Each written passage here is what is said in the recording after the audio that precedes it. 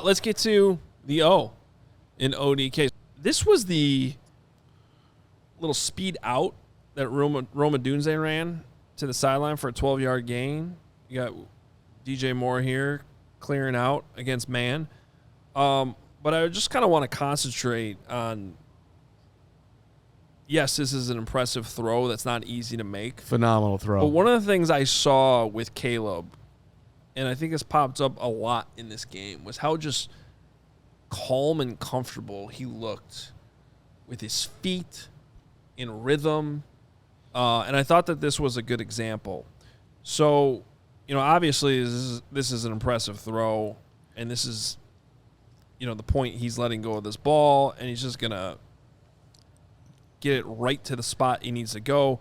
You could see, this is pretty tight coverage still on Roma Dunze, and I would actually categorize this as kind of a dangerous throw. This is like Aaron Rodgers level right here, this flip. That was, obviously we're not in video, but that was a phenomenal throw. Well, there's two risks here. One, this corner can always jump that throw, and now it's a pick six, right?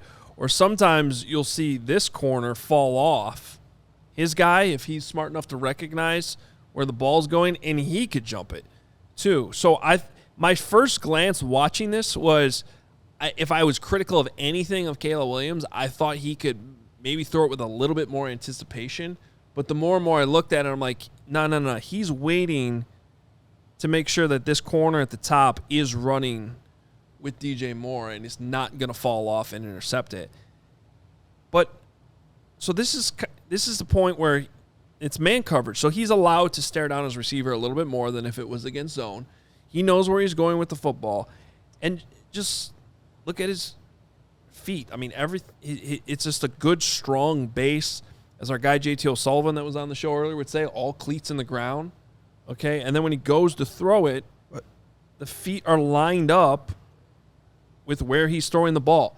This is what was off in week one when the accuracy was all over the place. The feet weren't lined up. Ben Johnson talked about that. This is a throw that requires extreme accuracy, going to the field side. This is a hard throw. There's not every quarterback in the league can make this throw. There's a lot that can't. It's also, on a side note here, look at that solid block by Braxton, and Darnell Wright's getting beat. Or looks like he's about to. But great point. Lined up, that's how you would teach it, right? That's exactly what you want. Well, okay, the pass protection actually does matter here a little bit because, look, these guys are holding up, but Braxton Jones is getting pushed backwards a little bit, and Joe Thuney actually is giving up a little bit of pressure here too. But that's where I'm talking about. But that's an NFL pocket there. That's what I mean. This is in the past where we've had quarterbacks, and including Caleb at times, going back to what JT was talking about earlier, that would get a little antsy, or we get a little out of structure because, oh no, I got a couple of my offense linemen are getting pushed back a little bit. But this is still good enough protection, especially when you have Caleb's talent. So you get the feet lined up, you deliver the throw, and it really couldn't be better than that. Right in Roma Dunze's hands on the move. That's NFL big-time throw, right outside hash to left sideline, like you said, with close coverage. Not there aren't 32 quarterbacks that can make that throw consistently. Maybe 5. That also, how tight that coverage was and where he hits it right there, it shows how much zing he had on him, because in that particular freeze frame, there's more space than you would have thought. Yeah, way more space than you would have thought. And you're right. It's because he flung it. He zipped it, and because he's got that crazy arm talent. So just a really good play from Caleb Williams across the board. I want to talk about the QB sneaks now. Not as good. This is the third down one, so it's 3rd and 1. And I'm just going to ask you guys, off the top of your head, looking at this still shot, where should Caleb Williams go? Left. To his left, you mean? Yes. Through this A-gap? Correct. Is that because this A-gap looks wide open? Correct. Exactly. Well, both gaps look wide open. No, he's in the B gap. But it's where the quarterback is positioned. Like both gaps have a lot of space there. But yes, it's where the quarterback is positioned. This is the A gap. and there's a guy here, and this is the B gap. Right. And the B gap is farther, right? Correct. So I don't hate the sneak call here. The Lions aren't ready for it. They're leaving this A gap wide open, and this should be easy money to move the chains, quite frankly, if that's what the call was. So I imagine this is what Ben Johnson and Caleb were talking about in the sideline more than the second one. I'm going to show you the second one here in a second. So this is at the snap. And what you see here is you got 2 down blocks on both of these D tackles. So if you were running a run play, right, you'd be probably trying to do some duo and climb to this linebacker. But they're not doing that. They're just trying to block these big defensive tackles here so that there's enough space to pick up a couple yards and really only need 1. It was about 1.5, if we're being fair, from where the snap actually was. So going this way to the B gap, I just don't really understand it. We haven't seen the Bears run a ton of quarterback sneaks. I don't know how much they've practiced it, but I imagine this was a good learning lesson for Caleb Williams to just take what the defense is giving you. Because as you'll see, that B gap quickly, with Darnell Wright especially getting pushed backwards here, it just got clogged up. And yet, we're still looking at this A. It's still there. I mean, you're not going to get a huge gain, but you're definitely picking up 2 or 3. I mean, this is the type of gap where you actually could pick up 3 yards on a quarterback sneak if you're just taking it through there. Yep. So that's what's frustrating. And then you get the 4th down, and now the Lions have adjusted.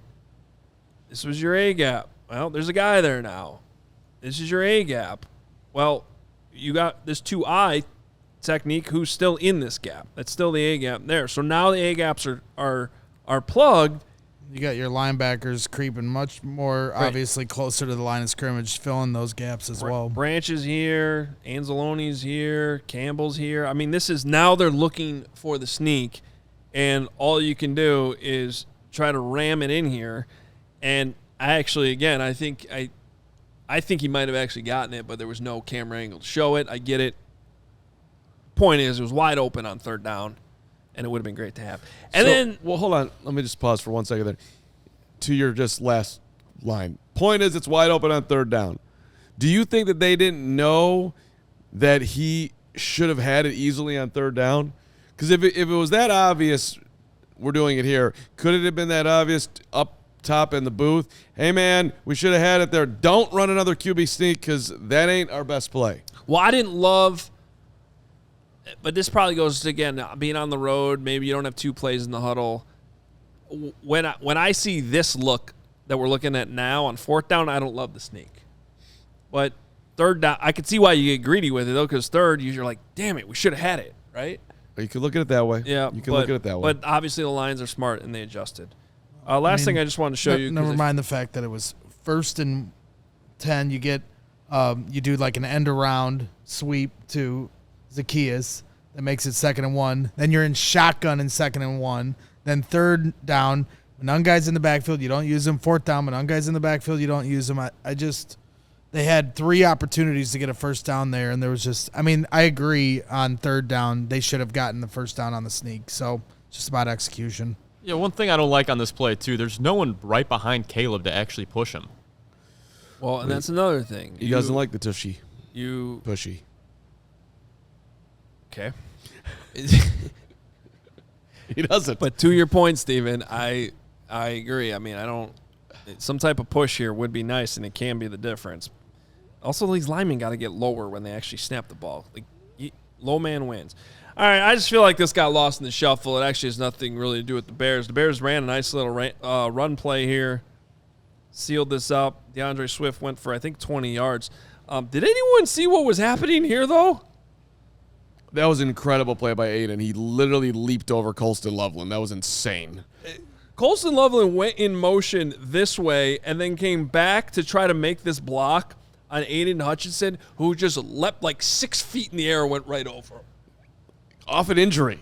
I think this was his announcement that I'm fine, I'm back, everything is going to be okay, because I just jumped over Colston Loveland, who happens to be pretty damn athletic himself. He's also trying to avoid another injury, because if you watch JT O'Sullivan's breakdowns, he was jumping even on the Rome second touchdown. He was anticipating the same comeback block from Rome, jumped, and then Rome sprung free for the touchdown. So I think that's also him trying to protect himself. Ultimately, for Colston, the job got done. Whether he makes the block or Aiden's jumping, it delayed his pressure that helped open up, clarity for DeAndre Swift to make a move. Colston's got to be coming back to the huddle saying to himself, I am not at Michigan anymore.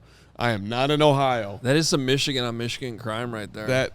That was a big-time play. Well, the Bears still had a nice run play here. Great job by your boy. Tooney was tuned up right there.